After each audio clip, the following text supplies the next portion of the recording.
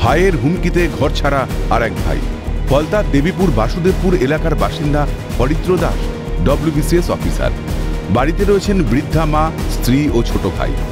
2021 সালে বাবার মৃত্যুর পর পৈতৃক সম্পত্তি বিক্রির জন্য চাপের মুখে পড়তে হয় অরিত্র তার পরিবারকে।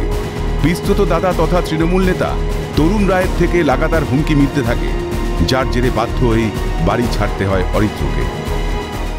তৃণমূল নেতার হুমকির জেরে আতঙ্কিত হয়ে বাড়ি ছাড়া ফলতার এক ডব্লিউবিসিএস আধিকারিক। ইতিমধ্যেই তিনি বিভিন্ন জায়গায় অভিযোগ জানিয়েছেন।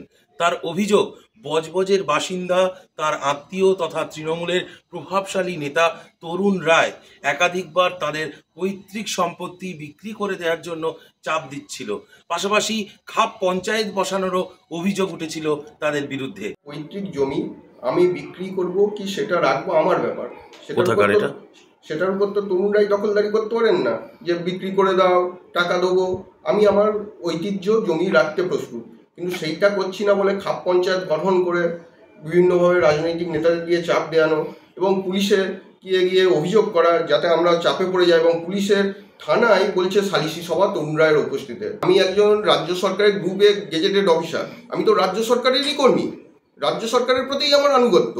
সেখানে যদি সামান্য একজন নেতার জন্য আমার ঘর ছাড়া হতে হয়, তাহলে পশ্চিমবঙ্গের আপামর সাধারণ মানুষের কি অবস্থা বুঝতে পারুন। শ্বশুরমশাই 2021 সালে কোভিডে মৃত্যু হয়। 2021 সালে ওনার মৃত্যুর পর ক্রমাগত আমাদের সম্পত্তি সংক্রান্ত বিষয়ে ডক্টর তরুণ রায় এবং তার সহচরীদের কাছ থেকে হুমকি আসতে থাকে।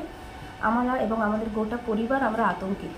তরুণ রায় বজবজ 2 নম্বর ব্লকের বাওয়ালি এলাকার জেলা পরিষদের স্বাস্থ্যের কর্মাধ্যক্ষ ছিলেন। তার আগে পঞ্চায়েত প্রধান এবং পঞ্চায়েত সমিতির সদস্য ছিলেন। বর্তমানে তার স্ত্রী জেলা পরিষদের সদস্য, আর তিনি দক্ষিণ 24 পরগনা জেলার কিষাণ ক্ষেতমজুর সেলের সভাপতি। অভিযোগ, সেই ক্ষমতার অপব্যবহার করে তৃণমূল নেতা মামার বাড়ির সম্পত্তি বিক্রির জন্য দিনের পর দিন হুমকি দিচ্ছেন। ফলে আতঙ্কে বাড়ি ছেড়ে গত 2 বছর ধরে আত্মগোপন করে রয়েছেন অরিত্রর পরিবার। স্বামীর মৃত্যুর পর 2 বছর দেশের বাড়ি যেতে পারি না। তরুণ রায় ক্রমশ হুমকি দিচ্ছে আমাদের, আর নিরাপত্তার অভাব বোধ করছি। যে দেশের বাড়ি যেতে পারিনি বলে আমার প্রচণ্ড কষ্ট হচ্ছে। আর আমার 2টি ছেলে সরকারি চাকরি করে, তারা ওদের নামে মিথ্যা অভিযোগ কেস দিচ্ছে, হুমকি দিচ্ছে।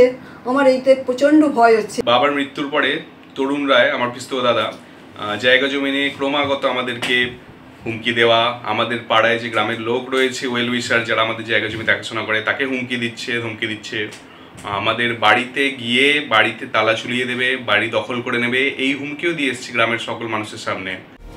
কালিমালিপ্ত করার চেষ্টা চালানো হচ্ছে, সমস্ত অভিযোগ অস্বীকার করেছে অভিযুক্ত তৃণমূল নেতা। আমার মায়ের কিছু সম্পত্তি আছে, কিছু বাস্তুও আছে।